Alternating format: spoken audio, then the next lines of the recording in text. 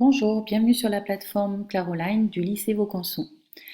Si vous avez fait correctement votre travail, vous avez vous êtes inscrit en créant votre login et votre mot de passe, vous avez signé la charte et donc vous allez pouvoir travailler sur cette plateforme. Pour se connecter, si vous avez fait les curieux, vous aurez vu que c'est ici, ça se passe dans ce coin-là. Donc on vient cliquer sur connexion. Moi, je vais utiliser un compte élève qui est un compte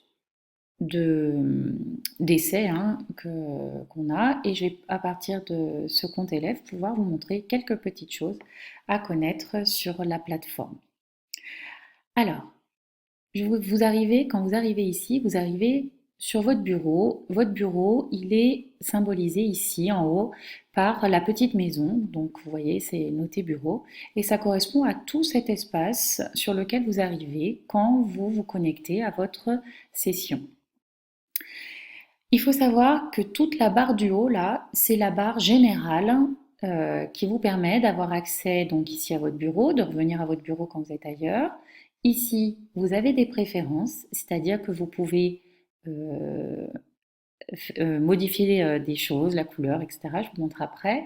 Ici, accès aux ressources, ainsi de suite, vos contacts, votre messagerie interne Claroline, un agenda, celui-là n'est pas très intéressant, je vous expliquerai plus tard, et puis des notifications.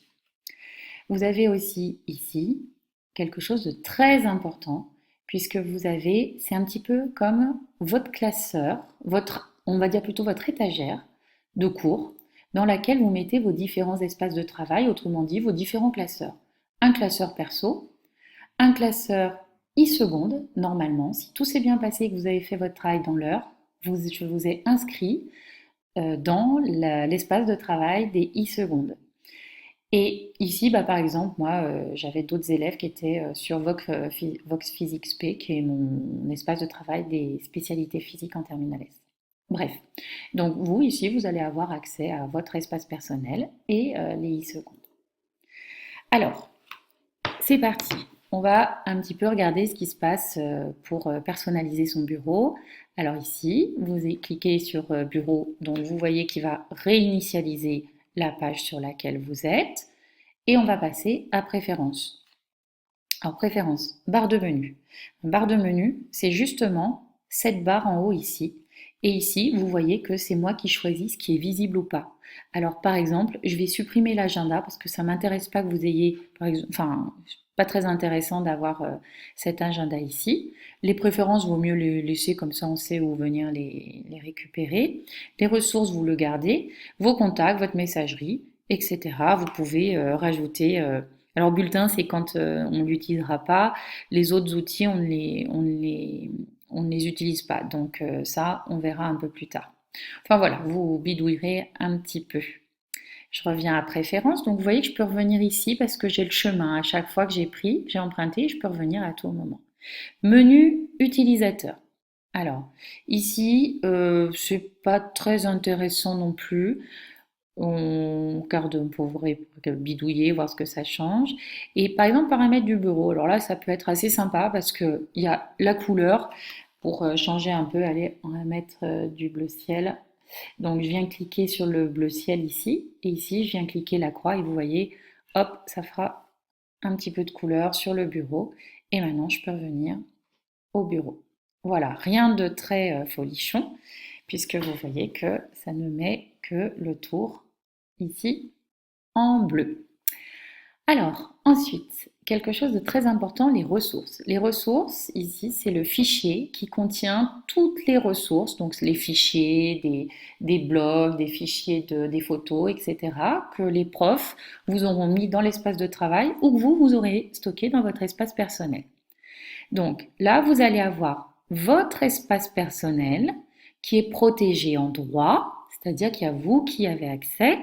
Et ici, vous avez e-seconde qui est partagé. Nous, on ouvre un droit élève où vous pouvez venir lire, copier, enregistrer. Mais évidemment, pas supprimer et pas modifier, puisque ça, c'est plutôt nous qui le gérons. Ou vous aussi, on vous demandera peut-être des fois de déposer des choses ici. Et puis celui-là, vous n'y aurez pas accès puisque vous ne faites pas partie de cet espace de travail. En fait, là, vous avez toujours votre espace personnel et un dossier par espace de travail si vous êtes sur plusieurs espaces de travail. Donc voilà. Alors, je reviens. Voilà pour les ressources. Alors, ici, autre chose importante, votre messagerie. Et la messagerie, eh bien, vous voyez, là, comme ce sont des essais, c'est des messages qui ne vous concernent pas, mais vous verrez les vôtres. Et vous vérifierez si vous avez un message ou pas. Donc ça fonctionne, vous irez regarder un petit peu. Vous pouvez faire un nouveau message et choisir, aller chercher la personne à qui vous irez l'envoyer, etc. Vous pouvez trier soit tous les utilisateurs, soit par groupe, on peut faire des groupes, donc par exemple les élèves e-second, soit par espace d'activité, etc., etc. Voilà. Alors on va annuler et puis je vous demanderai de faire un petit travail après. Les notifications, c'est tout simplement, ça vous dit ce qu'un prof a modifié.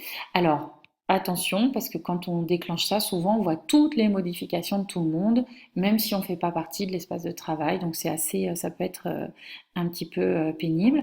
Ici, par exemple, bah, c'est moi. J'ai créé une ressource dans l'espace des e-secondes pour vous. Je vous la montrerai plus tard. Et voilà, c'est simplement pour notifier qu'il y a quelque chose de nouveau qui arrive.